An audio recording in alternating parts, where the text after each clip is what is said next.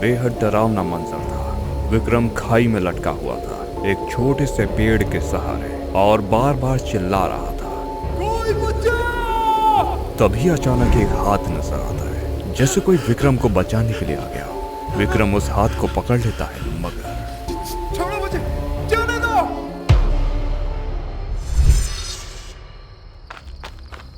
सुनसान रास्ते में दो लोग भागे जा रहे थे, पसीने से तरबतर, जैसे मीलों दूर से भाग रहा हो मगर कोई रास्ता नहीं मिल रहा हो।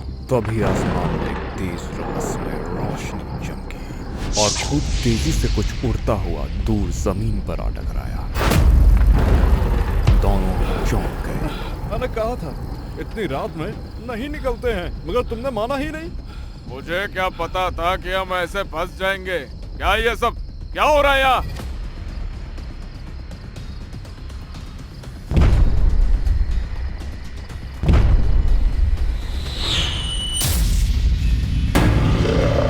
शैतान को देखते ही दोनों आदमी भागने लगते हैं, मगर शैतान खूब तेजी से दौड़कर दोनों को पकड़ लेता है और जिंदा अपने मुंह में डाल लेता है। चबाने की तेज आवाज आती है और शैतान अपने मुंह से दोनों की हड्डियों को निकाल के बाहर फेंक देता है और वहां से गायब हो जाता है। पिछले एक महीने में राजस्थान के रेगिस्तान में 100 से ज्यादा लोगों की दर्दनाक मौत हो चुकी है, और जो मिला वो सिर्फ उनके कंकाल ही थे। पुलिस को कुछ समझ नहीं आ रहा कि ये सब क्या हो रहा है। स्पेशल फोर्सेस के 2 ऑफिसर विक्रम और विवेक अब इस केस को संभाल रहे हैं और आज पुलिस की मीटिंग ले रहे हैं। अब तक जो पता चला है उसके हिसाब से ये किसी गैंगस्टर या बीमारी की वजह से मौत नहीं लग रही है। सर, ये बुरी आत्माओं का प्रकोप है, हमें किसी बाबा की मदद लेनी चाहिए। क्यों नहीं? और उसके बाद पूरा देश जो हम पे हंसेगा उसका क्या? अभी तक की डिटेल से पता चला है कि ये जो भी है 12 से 2 के बीच में हमला करता है और 30 किलोमीटर के एरिया में ही रहता है। आज पूरी टीम निकलेगी और रात में उस 30 किलोमीटर के एरिया को कवर करेगी। ये जो भी है आज बचना नहीं चाहिए। विक्रम का फोन बजता है। हेलो विक्रम सर, मैं काव्या पत्रकार हूँ। मुझे पता चला है कि आप इस केस को हैंडल कर रहे हैं। मैं पिछले 1 महीने से इस पर काम कर रही हूँ। ये एक किस्म का दानव है। ये लोग एकदम पागल हो गए हैं। पूरी की पूरी टीम निकल पड़ती है।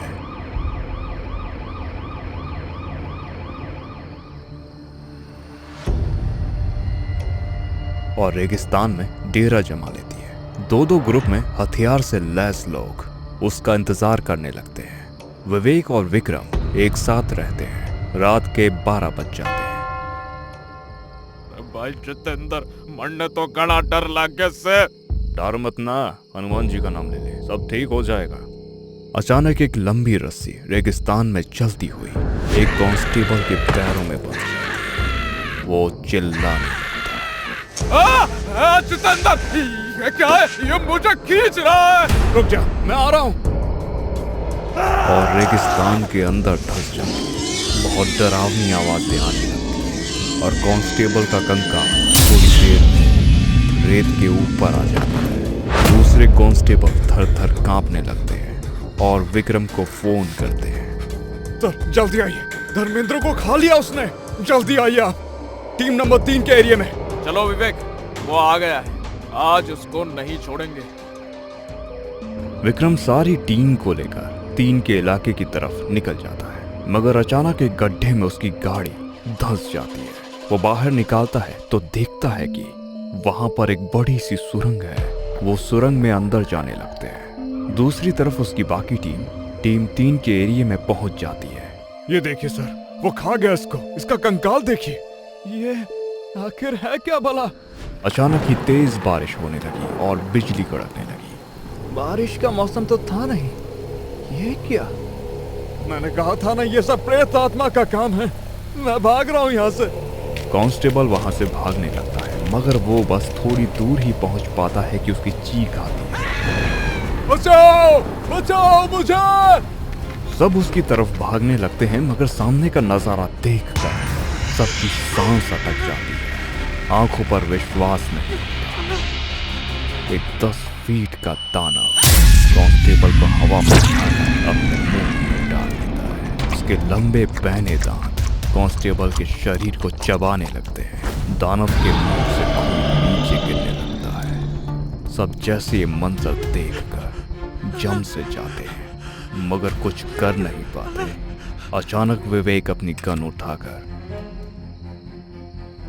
उसकी तरफ गोली चला देता है। मारो उसको!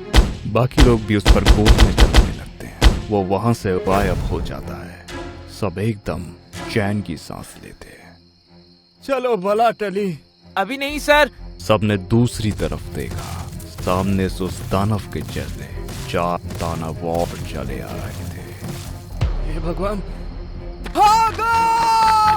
सब वहां से भागने लगते हैं, मगर चारों दानव पूरी तेजी से उनके पीछे भागते हैं। एक दानव एक साथ 2 लोगों को पकड़कर चबा लेता है। दोनों का एक एक हाथ काटकर नीचे गिरा देते हैं। इतना भयानक दृश्य किसी ने कभी नहीं देखा होगा। दूसरे दानव ने एक पुलिस वाले के पेट में दांत कढ़ाकर उसको हवा में उठा लिया और 2 टुकड़ों में काट दिया। ये देख विवेक वहीं जमीन पर गिर गया। उसने उठने की बहुत कोशिश की, मगर वह उठ ही नहीं पा रहा था। उसने विक्रम को फोन किया। विक्रम, मुझे बचाओ। विक्रम उस सुरंग में ही फंसा था। वो विवेक को बचाने का भरोसा देता है। विवेक, मैं आ रहा हूँ। विवेक सुरंग में काफी अंदर आ चुका था और जो उसके सामने था वो उसने कभी सोचा भी नहीं था। वहां खूब बड़े बड़े बहुत सारे अंडे थे। इतने बड़े अंडे उसने कभी नहीं देखे थे। वो विवेक से बोला, विवेक, शायद वो भूत प्रेत वाली बात ठीक थी। हाँ सर, वो सच है। इससे पहले विवेक कुछ बोल पाता, चारों दानव उसके ऊपर चढ़कर उसको खाने लगते हैं।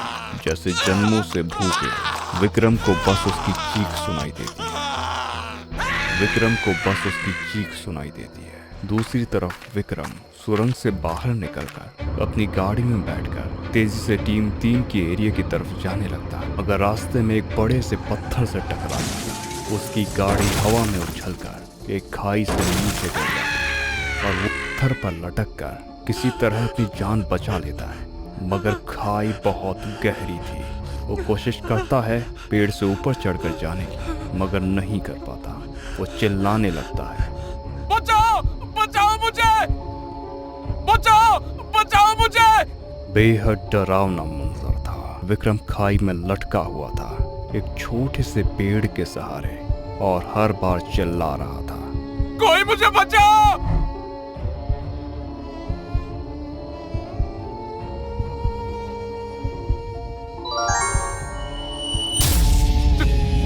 छोड़ दो मुझे, जाने दो। वो हाथ उसको हवा में उठाकर खाई से बाहर निकाल ले आता है। विक्रम सामने देखता है, एक दानव उसके सामने खड़ा था, बेहद खूंखार, बेहद डरावना और बेहद भूखा। विक्रम को खाने के लिए वो अपने खून लगे दांत उसकी तरफ बढ़ाता है और विक्रम को खाने ही वाला होता है, मगर अचानक वो दानव चीखने लगता है। उसके शरीर से खून निकलने लगता है, वो तड़पने लगता है और अचानक से एक साथ बहुत सारे टुकड़ों में कटकर नीचे गिर जाता है। विक्रम को समझ नहीं आता कि ये क्या हुआ। तभी उसका फोन बजता है। वो देखता है फोन अभी भी उसके पॉकेट में था। वो फोन उठाता है। उधर से एक लड़की की आवाज आती है जिसने उसको पहले फोन किया था। सर, मैं काव्या। मैंने कहा था ना कि ये किसी प्रेत का काम है। ये खतरनाक दानव था और इसकी जान इसके अंडों में थी। मैंने 1 महीने तक सब कुछ पता लगा लिया था और आज ही मैं उन अंडों तक भी पहुंच गई। मैंने सारे अंडों को जला दिया और उससे ये दानव भी मारा गया। अब फिलहाल के लिए हम सब सुरक्षित हैं। मगर ये सब कहां से आए थे उसमें और रिसर्च करनी होगी सर। मैं आपकी सारी मदद करने को तैयार हूँ। ये सब सुनकर विक्रम के मुंह से सिर्फ इतना ही निकल पाया, तुमने मेरी जान बचा ली Kavya. Thank you so much.